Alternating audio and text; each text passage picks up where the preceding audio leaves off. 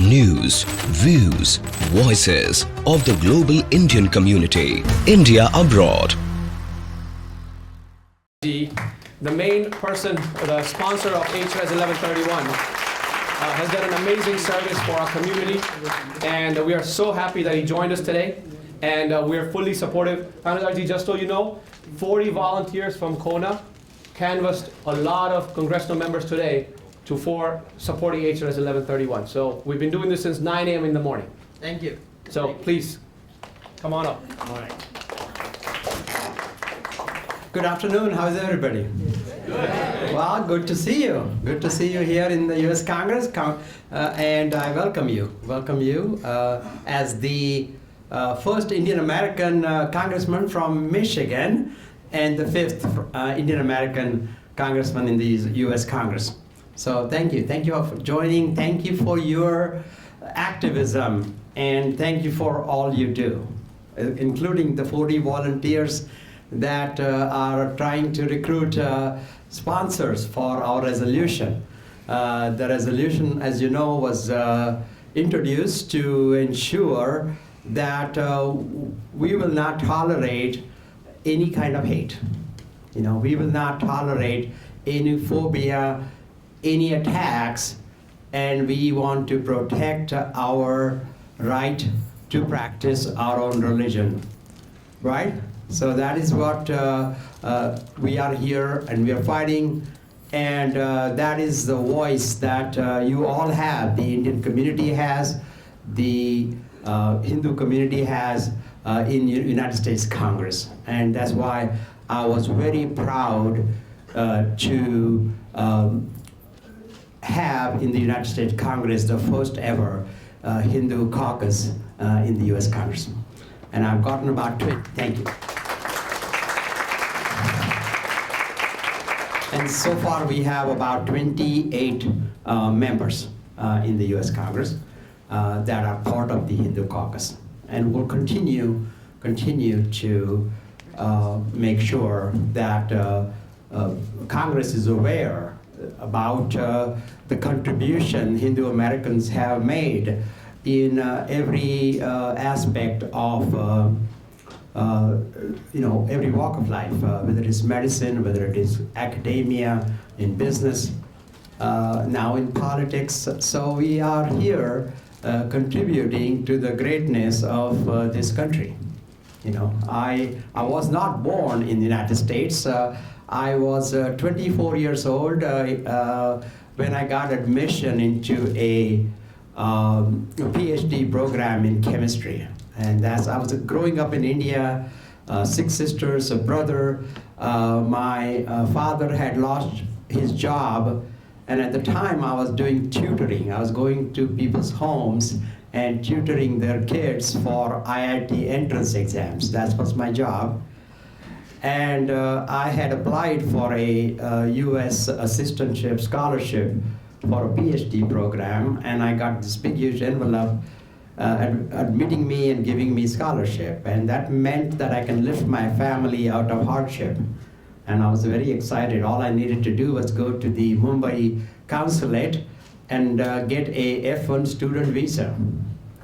And in those days, you have to go very early because they'll only take so many people. And I went there at 5 a.m., stood in the line. My number was called at 11 a.m. And I went to the consulate. There's a window. Behind the window was Miss Virginia, who was my counselor. And I had studied in Marathi medium. I didn't speak much English then. And she asked me a bunch of questions. I answered the best I could. And after 10 minutes, she says, Mr. Thanedar, I cannot give you a student visa. And that really broke my heart.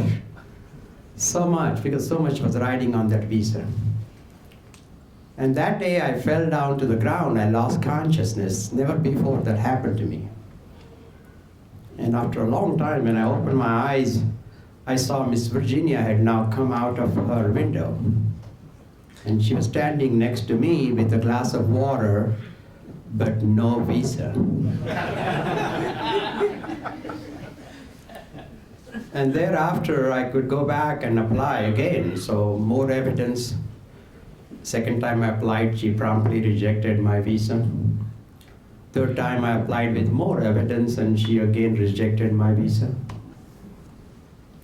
Fourth time I called my professor in America. So those days you had to go to the Dadar post office, and it took several hours before the phone could connect. And finally I was able to talk to my professor. I said, I'm having a trouble getting a visa to come to your country. So he said, okay, I'll send you a letter. So he sends me a letter saying why he needs me, because I'll be working on the future of electric batteries. So I took that letter, put it on top of it, and resubmitted, thinking that this letter would do the trick. And Miss Virginia promptly rejected my visa for the fourth time. And then I had nothing new to give. About a month passed by, and one day I just took the same paper she rejected and resubmitted for the fifth time. In the evening I went and they gave me my visa.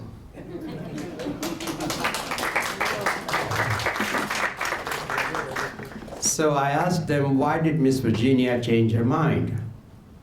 And they said, no, she's gone to America for her vacation.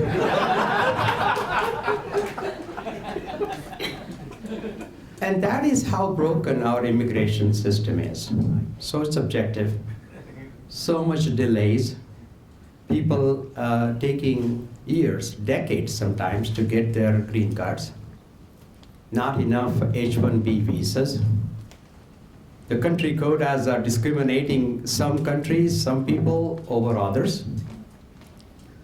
And having experienced this dysfunction, this broken immigration system firsthand, I am doing a lot in Congress. One of my focus is to reform our broken immigration system. Access to H-1 visas for technology businesses. We have so many qualified engineers and scientists that our businesses need to grow American economy. And so many of my bills are now addressed towards that. One of my goals is to reform this immigration system and make it easier for people to be able to get fully employed, not have the stress of the visa system, our businesses able to hire the skilled workforce that they need, and eventually, and that would help American jobs and American economy. So that's what I'm working on.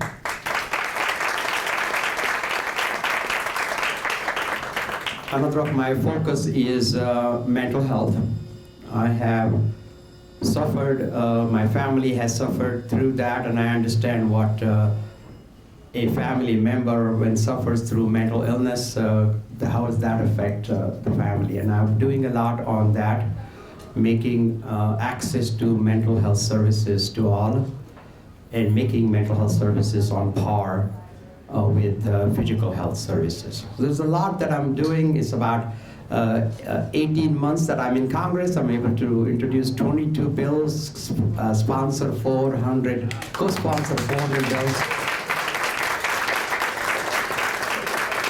Serve about 1,600 constituents. I get calls from all over the U.S. and our office is able to help remarkable. One of constituent, actually not a constituent, somebody outside of my constituency called and they needed a bone marrow transplant, and her brother, who was in India, was the only one who could give her the bone marrow. And she approached our office. He had applied for a visa to come to US, and his visa wasn't, his interview wasn't there for another 1 year. And that would have impacted her health. And so my office helped them, and he was able to travel within a week. He was able to travel to US, took care of the bone marrow, and she's healthy and doing well now. So it is rewarding to be able to help people all across America in solving this. So I'm just grateful. I'm just grateful and honored to be able to do the service for the people. But thank you for all you do, and appreciate and have a wonderful conference here.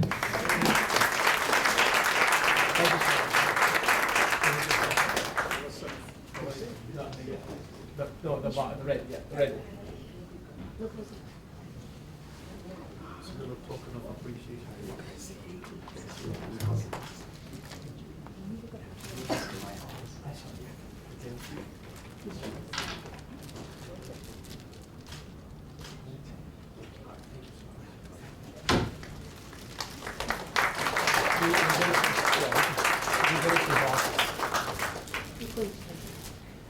Thank you, Congressman Thanedar.